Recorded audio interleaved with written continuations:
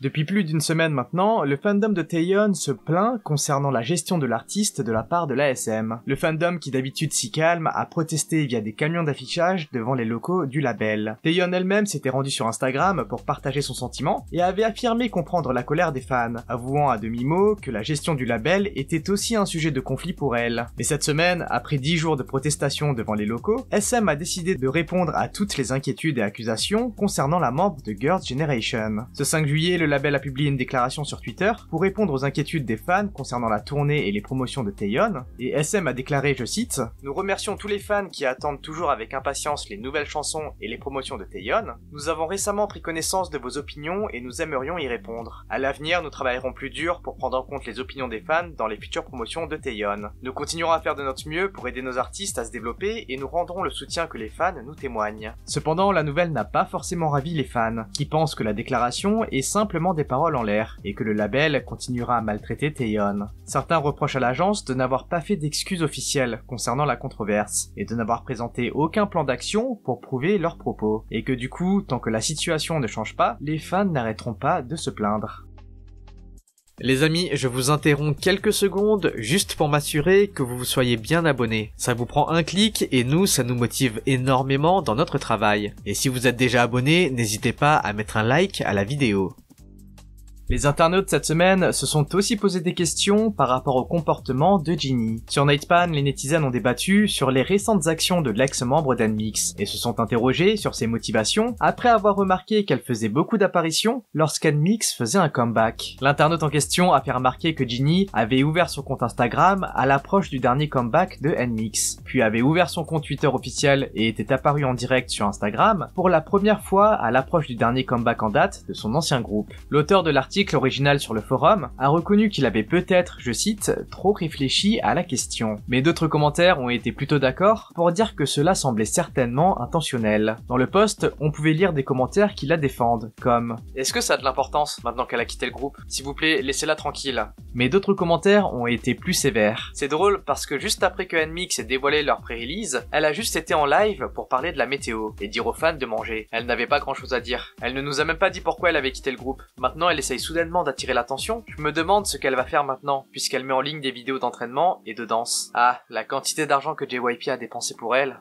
Mais le débat concernant NMIXX ne s'est pas seulement limité à Jinhee. En fait, en parallèle, les internautes ont tenu un débat sur le potentiel gâché du groupe, ainsi que celui d'ITZY. Malgré l'apparition de nombreux talents dans l'industrie de la K-pop, il arrive que les labels n'utilisent pas assez ces ressources pour promouvoir davantage ces idoles talentueuses. Selon les netizens, cela semble être le cas avec la gestion de la JYP, des membres d'ITZY et de NMIXX. Pour info, ITZY a été formé en 2019 et a fait une entrée explosive avec son premier single, Tala Tala. On a d'ailleurs fait une vidéo sur les prédébuts d'ITZY et on vous met le lien en description. En tout cas, le groupe était très attendu car ITZY était le premier girls band lancé par JYP après Twice. Malheureusement, les fans n'ont pas pu voir ITZY en action aussi souvent qu'ils l'espéraient, avec seulement une tournée mondiale à leur actif. Et les derniers comebacks n'ont pas eu un impact aussi énorme qu'à leur début sur les charts, montrant un déclin de popularité pour les filles. Quant à NMIXX, le dernier girls group du label qui a fait ses débuts en 2021, a apporté une touche de fraîcheur et de distinction à l'industrie. Avec leur talent divers et leur personnalité unique, les filles ont rapidement attiré l'attention des fans. Cependant, les Hansers étaient déçus par les concepts de promotion et les chansons release par le groupe. De nombreux fans ont estimé que ces chansons ne mettaient pas pleinement en valeur le véritable potentiel du groupe et ne rendaient pas justice à leur talent. Aujourd'hui, les fans se tournent vers les communautés en ligne pour exprimer leur déception à l'égard de JYP. Un netizen a déclaré « C'est un tel gâchis pour ITZY, elles ont toutes tellement de talents individuels, mais l'agence n'est pas capable de les produire convenablement. » Le netizen a ajouté « Le concept n'est plus aussi bien qu'au début. Elles font aussi leur comeback maintenant, mais les teasers sortent en même temps que celles de leur groupe junior. Leur maquillage et leur coiffure ne sont pas soignés, mais heureusement, les membres sont très jolis. » Les netizens ont également exprimé leur mécontentement quant à la promotion de NMIXX et a souligné les problèmes auxquels le groupe a dû faire face. Tout est mauvais, à commencer par le départ d'une membre, les chorégraphies et les tenues pas incroyables, et les pré-releases qui sont en dessous des attentes. Les autres ont ajouté que la gestion des groupes masculins ne sont pas mieux, citant le concert de Stray Kids au Japon pendant le jour de la libération, ou encore pendant les vacances de Chuseok. De l'autre côté, les internautes se plaignent aussi du fait que JYP essaye de rendre les idoles dépendantes l'une de l'autre, en ne leur permettant pas d'avoir d'activité en solo à côté. ITZY a beaucoup de talent et aurait pu tenir des émissions de variété ou faire des albums solo, mais rien n'a été fait et ces dernières sont coincées avec ITZY. Ce fut aussi le cas pendant les 8 dernières années avec Twice, Nayeon ayant été la première membre à faire ses débuts solo, et ceci seulement l'année dernière. JYP semble vouloir coincer leur idol et ne leur permet pas d'avoir des projets en dehors de ceux du groupe.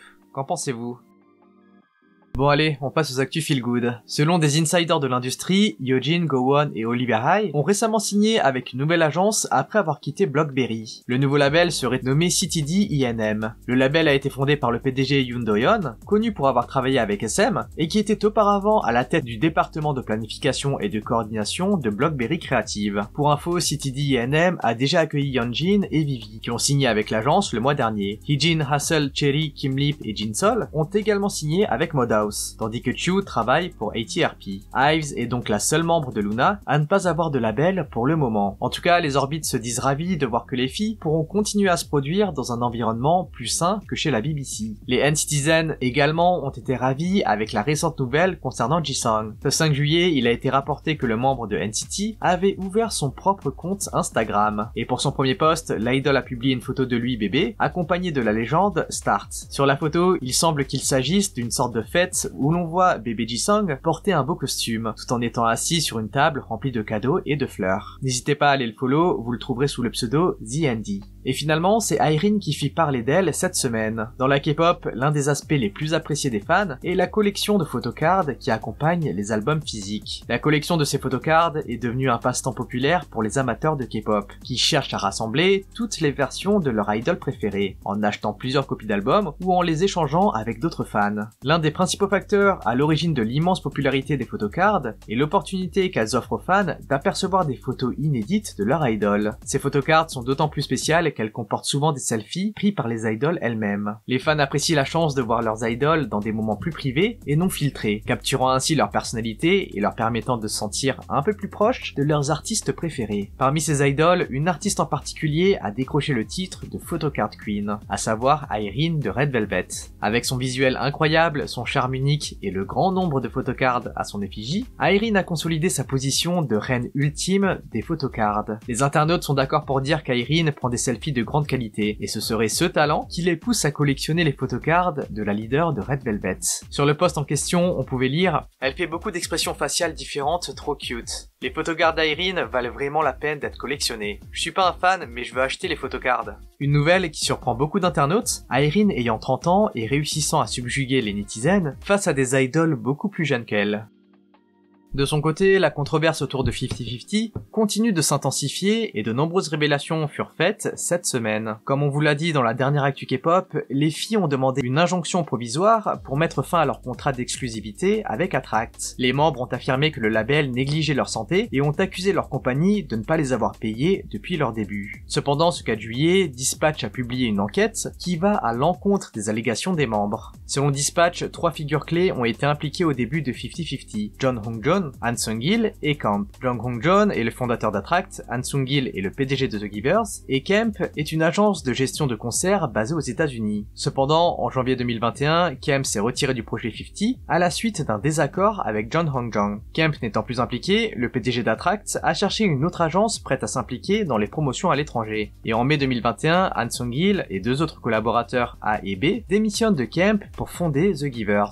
John Hong-jeon a déclaré à Dispatch « Je cherchais une équipe qui reprendrait le rôle de Camp. Han Sung-il m'a dit qu'il était mon homme. Je n'ai eu aucune raison de rejeter son offre. » En fait, Attract était chargé de gérer les coûts et de garantir les investissements, et The Givers était chargé de la formation des membres. Dans l'interview, le PDG d'Attract affirme ne pas avoir voulu que les filles s'entraînent dans des conditions compliquées. Alors il leur trouva un dortoir de 3 chambres et 2 salles de bain pour un loyer de 2000 € à Gangnam. Mais ce n'est pas tout, 50-50 a reçu des leçons de chant, de théorie musicale, de rap, de danse, d'anglais, de santé et de fitness, et même de théâtre, pour des frais s'élevant à environ 23 000 € par mois. En plus de cela, le PDG d'Attract a investi plus d'1 milliard de won pour la production de tous les titres du groupe, soit environ 770 000 €. Apparemment, pour faire face à ses coûts, le PDG a dû vendre sa voiture, ses objets de luxe, et a même dû puiser dans sa retraite. Dans son rapport, Dispatch révèle aussi la relation que le PDG avait avec les membres. En fait, la plus grande erreur de Jang Hong-jeon a été de faire confiance à The Givers. Par exemple, l'employé B de The Givers était chargé de gérer les membres, y compris de communiquer avec les parents. Dans les messages échangés entre le PDG d'Attract et l'employé B, concernant l'opération de Haran, on peut sentir ses préoccupations. Enfin, Jang Hong-jeon a déclaré en pleurant « Ma confiance aveugle en The Givers a été la cause de ma ruine. Lorsque je demandais si je pouvais visiter la salle d'entraînement, B me répondait que les membres ne se sentaient pas à l'aise avec moi. Je ne voulais pas interférer avec leur entraînement, alors j'ai décidé de ne pas y aller, mais je voulais vraiment aller les voir en personne. » Du coup, de nombreux netizens ont été attristés par la situation du PDG, qui risque de perdre son groupe alors qu'il faisait de son mieux pour s'occuper des filles. Après les révélations de Dispatch, de nombreux netizens ont commencé à traiter les filles de traîtres. Lors de leur demande de suspension de contrat, elles avaient mentionné que le PDG d'Attract mettait leur santé en danger, ce qui n'est pas du tout le cas. Alors que les netizens coréens ont sympathisé avec le PDG, après la révélation de Dispatch, les fans internationaux ont eu tendance à partager leur soutien avec les membres de 50-50.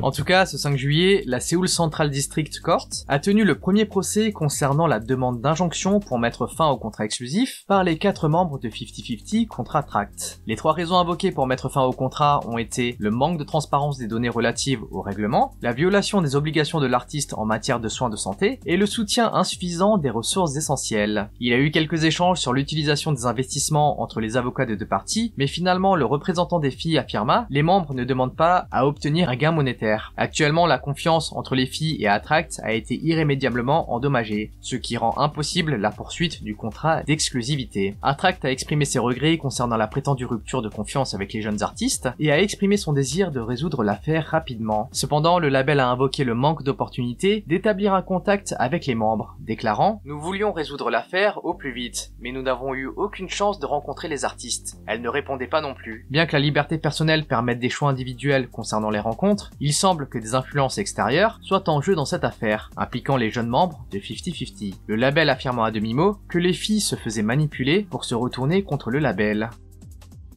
Après le premier procès, d'autres questions ont été soulevées à l'encontre du groupe. In Ji-woong, formateur d'Idol, a récemment déclaré que les affirmations de 50-50 étaient erronées, puisque Jang Hong-jeon, PDG d'Attract, avait investi beaucoup d'argent en elle. En fait, comme mentionné, les filles ont reçu une formation complète en chant, théorie musicale, rap, danse, anglais, santé et même en comédie. De plus, elles ont vécu dans un appartement de 3 chambres à Gangnam et pourtant les filles affirment que l'agence ne les a pas suffisamment soutenues. De plus, les filles ont critiqué l'agence pour avoir négligé leur santé et leur avoir fait trop performer. Cela a conduit de nombreux internautes à remettre en question les affirmations des membres, certains ont même commencé à faire leur enquête. Un groupe de netizens a réussi à mettre la main sur le planning détaillé, décrivant les activités prévues pour le comeback de 50-50 avec Cupid. Contrairement à ce qu'affirment les filles qui prétendent avoir un emploi du temps rigoureux, les internautes ont découvert que les activités prévues n'étaient pas aussi exigeantes qu'on le pensait. Au mois de février, 50-50 avait 6 horaires, qui étaient des apparitions dans des émissions musicales, et une émission musicale interactive. En mars, elles avaient un total de 7 programmes, dont la plupart étaient également des programmes musicaux. Puis en avril et en mai, les horaires du groupe ont diminué, en raison des problèmes de santé d'Haran. Le PDG d'Attract leur a même permis de prendre 2 semaines de vacances à ce moment-là. De nombreux internautes ont fait remarquer que 50-50 n'avait pas un programme rigoureux, et que c'était à peu près la même quantité d'activités qu'un groupe reçoit lors d'un comeback. Dans le post dénonçant le comportement des filles, on pouvait lire « En tant que fan des groupes d'idoles de la 3e gen, ce n'est pas beaucoup. Je pense que les employés d'une entreprise normale travailleraient beaucoup plus que ça. Ces filles doivent savoir ce que signifie vraiment être surchargées de travail. J'espère qu'elles se reposent toute leur vie. Elles n'étaient pas très connues en Corée de toute façon. » Qu'en pensez-vous ?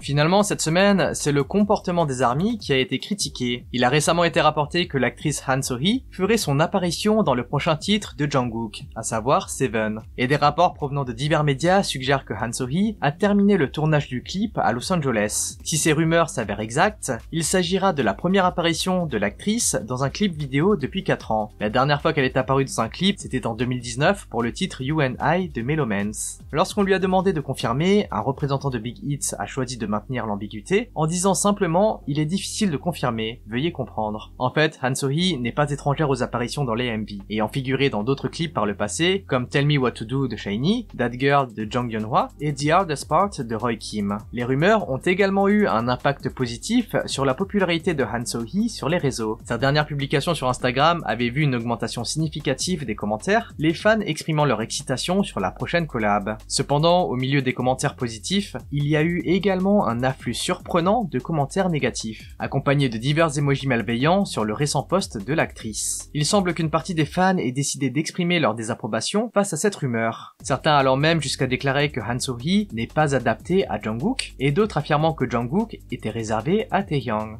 De nombreux internautes critiquent les ARMY pour ce comportement, qui est totalement immature. Même si certains ARMY affirment que cela provient des Solostan ou des OT1, les netizens demandent au fandom de prendre leurs responsabilités et de faire en sorte que les autres artistes ne soient pas la cible d'attaque lorsqu'ils collaborent avec des membres de BTS. Le MV est quant à lui prévu pour le 14 juillet. Et vous, qu'en pensez-vous? Bon les amis, on se retrouve mercredi prochain pour une nouvelle actu K-pop. En attendant, lâchez votre like, abonnez-vous et activez la cloche. Allez, on se dit à toutes et bye bye.